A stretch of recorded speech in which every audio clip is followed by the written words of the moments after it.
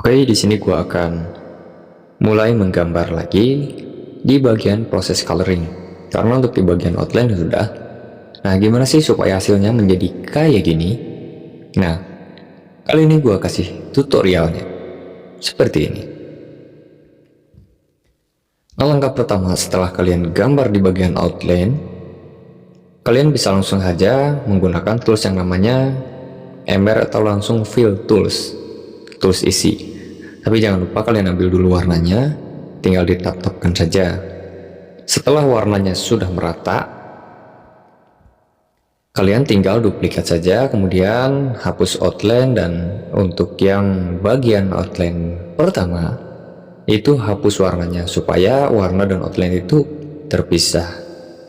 Nah, setelah warna terpisah, kalian gabungkan di bagian warna, pilih yang gabungkan dan pilih urutan kedua. Setelah proses pewarnaannya selesai, lanjut ke bagian yang namanya shading. Untuk di bagian shading ini ya cukup mudah dan gampang juga untuk diingat. Nanti di next tutorial gue akan kasih mentahan-mentahannya lah, supaya kalian tidak pusing lagi di bagian shading. Nah, kebetulan untuk di bagian shading ini, gue mulai dari warna gelapnya dulu. Berbeda dengan tutorial yang sebelumnya, karena kalau untuk yang sebelumnya itu gue menggunakan highlightnya dulu, kali ini gue menggunakan shadingnya dulu.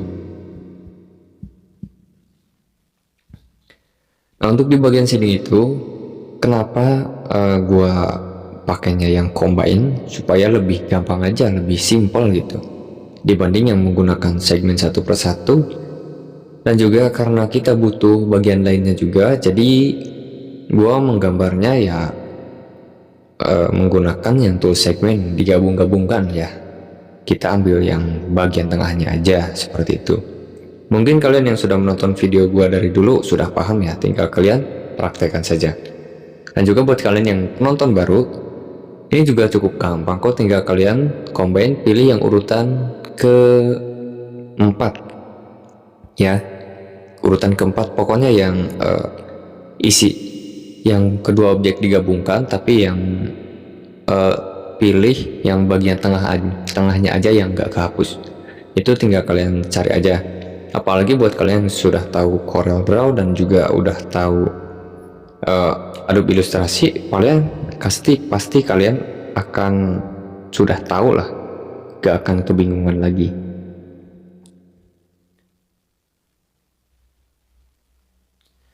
Nah, untuk di bagian depannya gue menggunakan duplikat aja, jadi bikin satu tinggal diduplikat.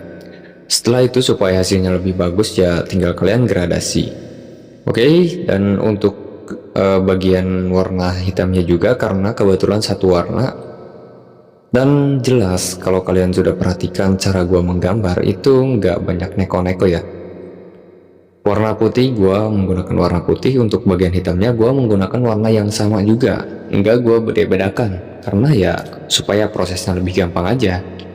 Dan untuk pembagian shadingnya juga nggak terlalu ribet lah, karena kalau misalkan berbeda-beda warna, kita itu harus ngambil warna dasarnya banyak, dan juga untuk shadingnya juga harus banyak, begitupun highlightnya juga harus banyak. Jadi biasanya gue untuk warna gelap itu gue kolektifin. Oh oke, gue juga lupa kasih tahu di sini gue mencoba menggunakan gradasi. Oke, lanjut di bagian velg. Untuk bagian velg gue warnai dengan warna dasar yang warna putih atau warna silvernya. Kemudian untuk bagian yang warna hitamnya gue tracing satu persatu. Dan juga ini tanpa menggunakan outline ataupun garis. Jadi gue di sini blok dulu, kemudian gue baru gambar satu persatu seperti itu. Lalu untuk hasilnya itu sama aja ya, nggak jauh beda. Jadi kalian bisa praktekkan seperti yang gua pakai ini, supaya tidak menghambat proses pengerjaannya. Karena waktu itu sangat berharga ya, jadi kita memanfaatkan waktu untuk proses pembuatannya. Kemudian ini tinggal sisa di bagian kayak baut, kemudian logo-logo dan lain-lain. Dan karena logonya nggak terlalu kelihatan, jadi gua nggak detailing. Lanjut ke bagian emblem di bagian depan. Di sini untuk bagian emblemnya ya tentu menggunakan warna silver, karena yang gua tracing itu warna hitamnya. Jadi hasilnya ya membentuk logo Toyotanya seperti itu. Sampai sini kalau misalkan ada yang belum paham, tinggal kalian tulis saja di kolom komentar bagian mana aja yang belum pahamnya. Karena di sini gua banyak yang gua cropping ya, karena ya agak bosan juga ketika proses pengerjaannya karena di bagian itu aja. Nah, lanjut untuk di bagian lampu depan. Untuk lampu depan ini cukup variatif dan ya elegan dan mantap lah, kalau dilihat itu bagus. Di sini gua menggunakan warna dasar yang gelap, kemudian untuk lampunya menggunakan warna putih, dan untuk variasi bagian dalamnya untuk lampu sorotnya menggunakan warna yang sedikit lebih gelap lah, supaya lebih terlihat bervolume. Nah, untuk efek dari kacanya menggunakan warna dasar yang diduplikat, kemudian edit ke warna putih, habis itu langsung deh opasitaskan dari warna putihnya sesuai dengan kebutuhan. Biasanya kalau gua di 20-40an kalau untuk opacity-nya. Untuk lampu belakang karena tidak ada variasi lain, jadi gua cukup menggunakan variasi warna merah saja. Di sini untuk bagian lampu karena ada yang kelewat, gua susul aja, dan biasanya untuk lampu yang bulat ya cuma menggunakan variasi seperti ini aja.